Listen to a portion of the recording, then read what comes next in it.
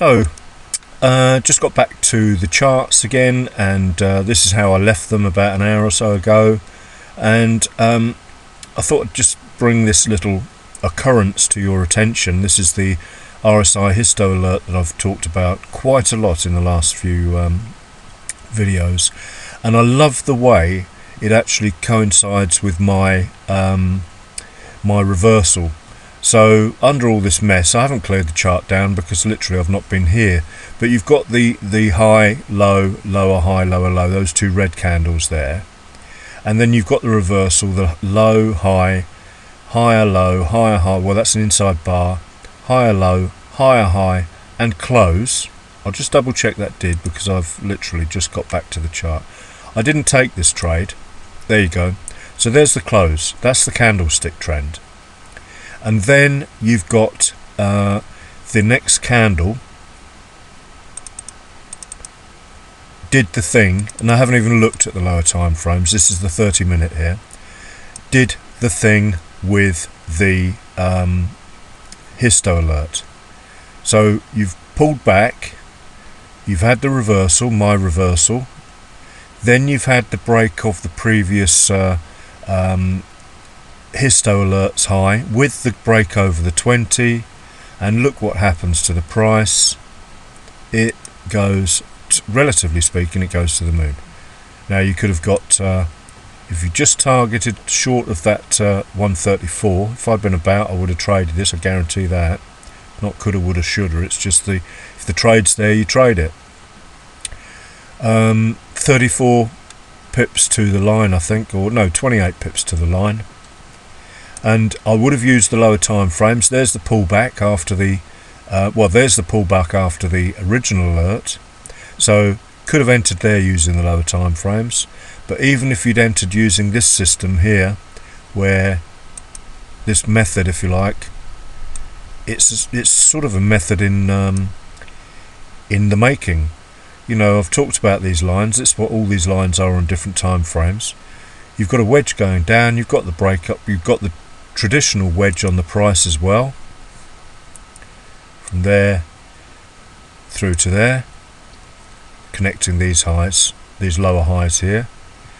And what more could you want? You haven't got this indicator, I know, but find something that works, you know, a CCI or a stochastic or something. But I love this indicator because it's just a traffic light, non-repainting, does the job and gets the pips. I mean, the whole move from that, if you'd have worked out a method of partial closing and then let it run, you could let it run there for 70 pips, or ultimately it's gone up to over 100 pips in that move. These moves are unheard of. I know it's because of this very, very nasty virus, and I feel for all the people that are being affected by it, but on that note, stay safe guys and stay indoors like they tell you to, and wash your hands. But we're on about trading here. Draw the lines, that's your plan, trade the plan. And you know, I could go down on lower time frames. I haven't done the analysis, but we've got a similar thing gone on here.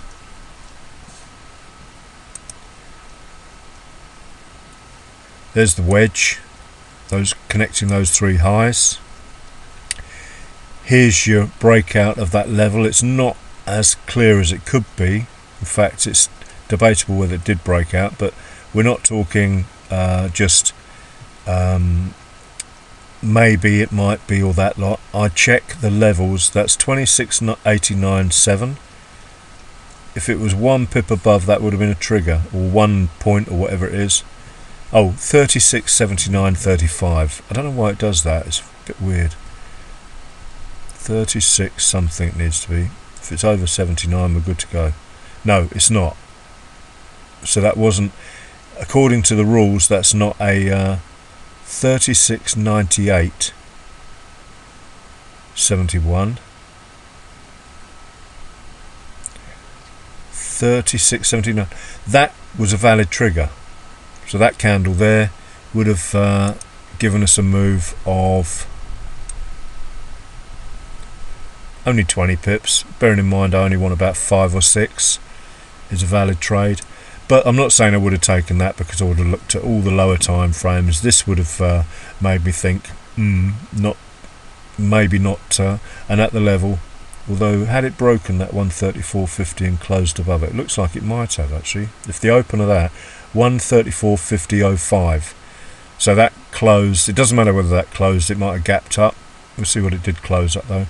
134.49.7, so it did gap up. But saying that, we would have wanted to enter on that candle, so that that data wouldn't have been there at that point. Or would it? No, the open would have. No, 134.50. Yeah, so I was wrong. I do apologise.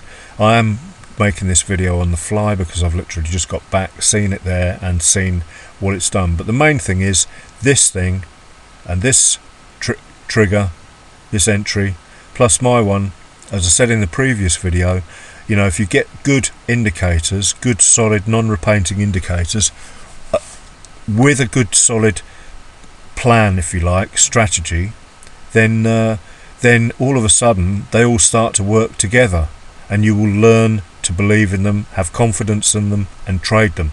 And as a scalper, that's all we want to do. I don't care what's going on, apart from news. I won't be trading, scalping around news. After news is okay once you get a valid pattern, which obviously would be a continuation most likely, or a valid reversal on say the hourly or whatnot after the news. But there you go, guys. You know, it's the same thing. It seems like Groundhog Day.